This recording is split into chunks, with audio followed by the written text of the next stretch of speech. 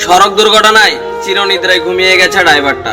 পরিবারের মানুষগুলো আর্তনাতে ভরে কান্না করছে। ভাই বন্ধুগুলো কথাটা হঠাৎ করে শুনেই তাদের বুকটা তুফুর করে উঠলো, যেন বিষয়টা মেনে নিতেই পারছে না।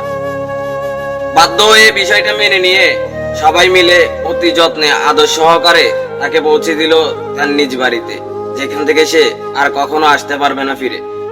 ভাই বন্ধুগুলো 2-4 দিন মন খারাপ করে তার কথা ভুলে গেল। পরিবারের মানুষগুলো সপ্তাহ 2 কান্নাকাটি করে তার কথাটা ভুলে গেল। কিন্তু যে ড্রাইভারটা মারা গেল, সে তার সবকিছু বিসর্জন দিয়ে এই ফ্যামিলির কথাটাই চিন্তা করত।